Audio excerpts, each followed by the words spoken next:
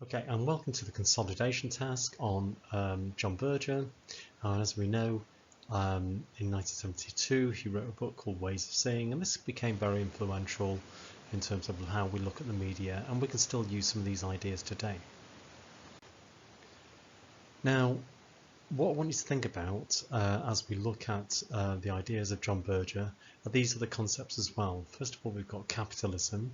So capitalism is the economic system within which we live, and it's based on individuals and big corporations owning things and making money out of the things that they own. The wealth is produced by people working for other individuals and for corporations and creating things that are then sold. This is different than a state-owned organisation such as the NHS, where we all pay money in the form of taxes to support the NHS and have that, look after everybody in the country. With capitalism, it's focused more on corporations and individuals actually making money for themselves and funding things that are for the whole of society. Linked to that is something called consumerism. Consumerism is the belief that it's good to buy things, that we should own lots of things, that we are in fact what we own, and that buying things and buying lots of different things makes our lives more worthwhile and more fulfilled. Linked also to this is this concept that we've looked at a little bit in lessons, and it's one called hegemony or cultural hegemony. The idea behind this is that actually the values of those in power, those powerful individuals, powerful political parties, powerful corporations and organisations, can actually communicate their ideas to us through institutions in society, such as the law, religion, politics, but also things like the media as well. And Berger, just to remind us, uses this word publicity. For it to be more useful to us, we just need to transfer that to the concept of ideology. Ideology is the beliefs, values and ideas connected to a media text. And this is what Berger says is really communicated. So we can look at each one of these, the Armani Code advert, for example, and that suggests that women should be seen to be attractive to men and dress a certain way and wear makeup, and that will give them admiration and a fulfilling life.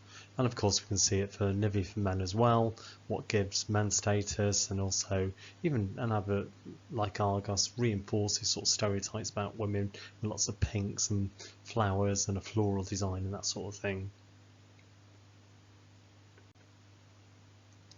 And we're going to take that concept of ideology and just move it on to other important things that he talks about.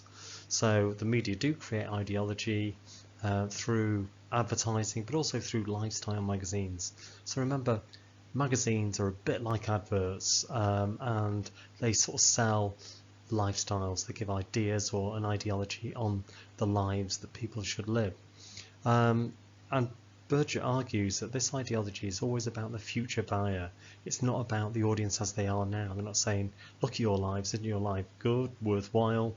They're not saying that. They're saying, actually, your life could be something different. It could be an improved version of who you are.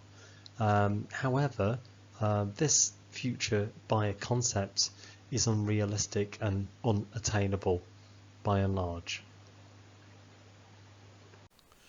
The media these days themselves are looking at these unrealistic and unachievable images that are being created, and recent sort of articles in the press include ones such as this, where it focuses on men and the representation of men being unrealistic for the audience, and the headline is about putting men under pressure, making them unhappy with their bodies, and images such as the ones we can see as we scroll through form an unrealistic, unachievable image for most men, because they're not professional athletes, they're not professional models. They haven't got the time, the resources to spend on their body like these people have. And of course, just a reminder that it's always been the case with women that women have been objectified in such a way, and this actually creates an unachievable image for women as well.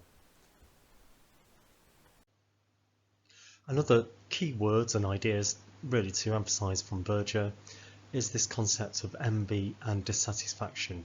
So the audience look at idealised images, they look at the future buyer, and the way this is supposed to work is that we compare our lives to what we see in the media and start to think that our lives could be something different.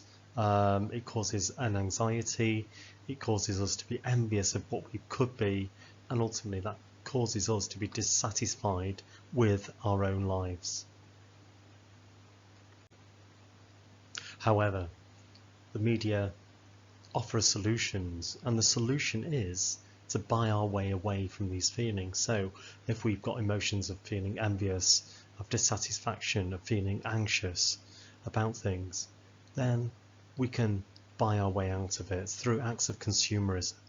And if we look at lifestyle magazines, we can see loads of suggestions about what we might need to buy, fashions, makeup, obviously better homes with the idealized home that will give you a more satisfied life. And also we've got the concept of the celebrity as well, and celebrity, whether it's Jessica Alba or Stormzy, give us this concept of sort of glamour, that there is a different life available.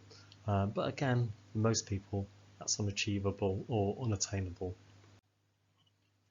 So of course, here is a summary of the key ideas really, and linking them together. The key words, obviously, number one is publicity is ideology. Number two, ideology creates this concept of glamour, this other version of ourselves, and the future buyer through the concept of the future buyer. However, as we've seen number three, this concept is unrealistic and unattainable. But despite that, it causes anxiety and envy within the audience. Number four, the audience are encouraged to overcome emotions of anxiety and envy through acts of consumerism, through buying things, whether it's more clothes or cars or makeup or things for the house, all sorts of things. Maybe make us feel that we can overcome anxiety and offer us a chance of this lifestyle that we feel that we're missing out on. Of course, number five is about capitalism being supported by consumerism. Consumerism is buying things. Capitalism needs consumerism. Without consumerism, capitalism cannot exist.